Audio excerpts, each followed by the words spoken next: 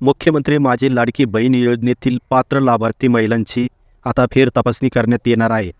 त्याचप्रमाणे योजनेमध्ये ज्या लाभार्थी महिला अपात्र झालेल्या आहेत किंवा ज्यांचा लाभ बंद झालेला आहे, त्यांची यादी आता त्यांना प्रत्यक्षरित्या पाहता येणार आहे.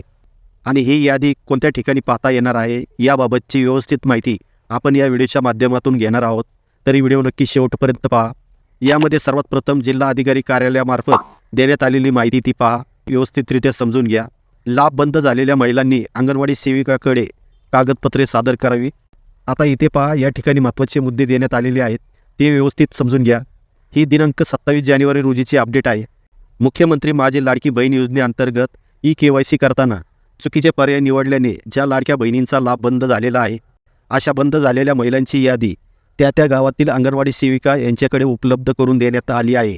अशा लाभ बंद झालेल्या महिलांनी जर त्या लाडकी बहीण योजनेच्या पात्रतेच्या निकषामध्ये असतील, अशा महिलांनी आवश्यक कागदपत्रे व स्वयं घोषणापत्र अंगणवाडी सेविका यांच्याकडे सादर करावे. सदरची ही KYC प्रक्रिया पूर्ण करताना लाभार्थी महिलांकडून काही कारणांमुळे चुकीचा पर्याय निवडला गेल्याने त्यांचा लाभ बंद झाल्याच्या बाबी निदर्शनास आलेल्या आहेत. त्यामुळे योजनेच्या निकषानुसार सदर लाभार्थी पात्र अपात्र आहे याची पडताळणी होणे गरजेचे आहे. आणि यामुळे अशा लाभ बंद झालेल्या महिलांची पात्रता अपात्रतेच्या निकषानुसार फेड पडताळणी करण्याचे निर्देश दिनांक 20 जानेवारी 2026च्या शासन निर्णयानुसार लाभ बंद झालेल्या महिलांचे अर्ज स्वीकारणे याच्या तपासणीकरता ग्रामीण भागामध्ये ग्रामसेवक व अंगणवाडी सेविका तसेच शहरी भागात वार्ड ऑफिसर व अंगणवाडी सेविकामार्फत योजनेच्या निकषानुसार राबविण्याचे निर्देश दिले आहे.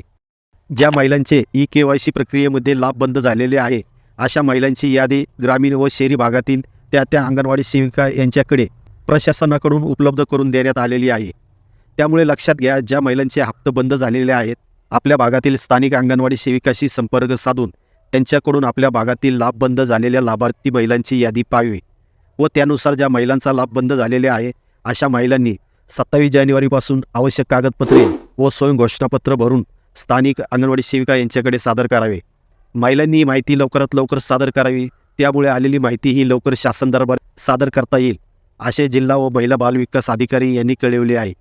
मित्रांनो, अशा प्रकारे तुमच्या जिल्ह्याची सुद्धा अपडेट तुम्हाला लवकरच मिळेल. ही अपडेट जिल्हा माहिती कार्यालय वर्धा यांच्या माध्यमातून देण्यात आलेली आहे. तुर्तास धन्यवाद.